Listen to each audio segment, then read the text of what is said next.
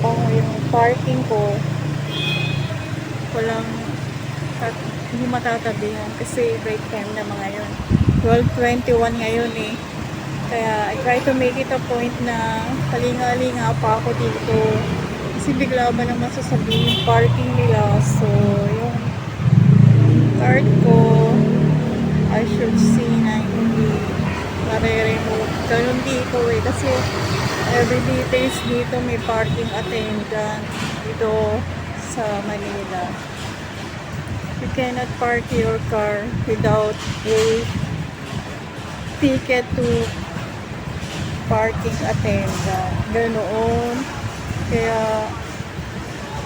Kaya yung if there's space, kailangan doon ka nakapark at the right direction of your vehicles. Ganun dito sa Manila. If you don't have a ticket or right way to your vehicle, mga-clamping ka.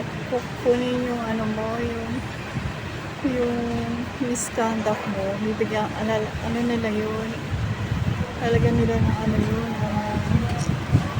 ticket at saka yung malaking ba yun? Clamping.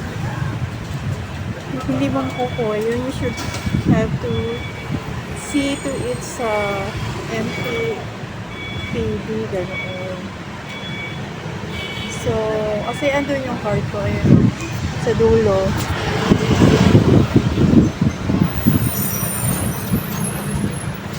Tapos, ayan, yung kabila. Ayun yung nasa dulo na yun. Andun yung mga parking attendants sa tabi ng security guard. Tapos, yan naman yung ibang nakapark dito. See? Diba nakikita nyo, nasa right of way sila, nasa right direction ng mga vehicles nila. Ganun dito. Kaya, sometimes, if you could notice, hindi ko kayo nalalagay kagad sa, yung sa mga businesses na kinakalam, may pakita ko same, puro tracking, yun yung mga, nila, nagbababa ng mga products nila, katulad sa Delight. Kasi merong dito, Delight din dito sa Divisoria. Naglalagay kami na, namin, ng delivery namin sa mga tracking, gano'n. Kaya if people notice, dito sa area ko, mga trucks yung nandito. Meron din kaming tracking dito sa Divisoria. Kasi nag-iingat kami. Sometimes, if you're on your right way, maraming disgrasya, disadvantage na maaaring mangyari sa'yo. Kaya kung isipin mo, hindi ka pa marunong talaga sumunod sa rules and regulation, hindi kita talaga papayagan. Talagang lalagyan ka nila ng ticket o kaya kukunin talaga yung vehicles mo. Like, yung kapag meron dito mga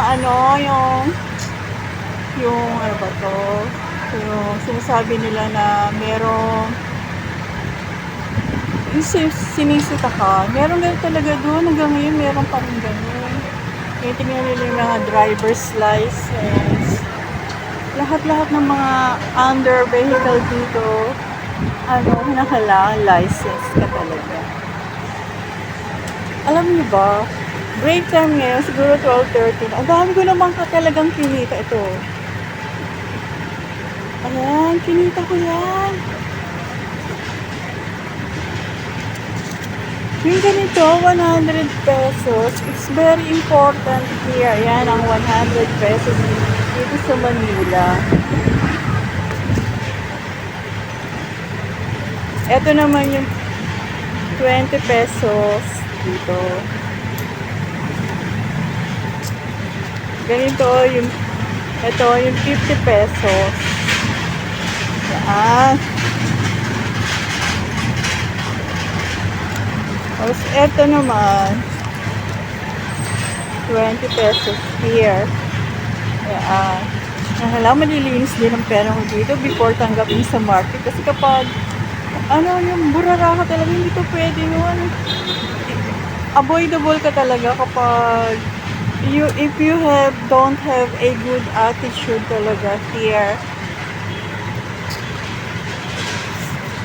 ano, Kiplings pa nga yan eh, para maka-attract ka rin.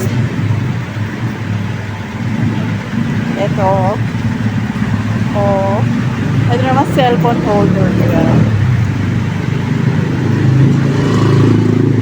O diba, talagang isipin mo talaga, it is better to have a work here than you could only roam around. Wala nang ganun dito ngayon.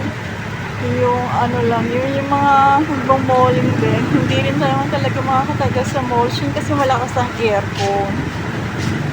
Ang ginaw-ginaw, sobra. Kaya ako, it is better talaga to work kasi ano eh, para maibalik ko yung health ko ba.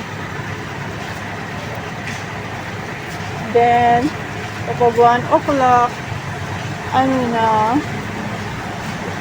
ulitin ko ulit kasi meron pa ako eh. May tinda pa ako bilay. Meron big, may small. Konti na lang naman kasi ang ano ngayon, nag-opisina kasi nga ano eh. Today lang ha, today kasi ano siya, merong kaganapang nangyayari dito sa Maynila. Ano naman, sa Monday din, ano siya, sa Monday din, yung National Heroes Day dito.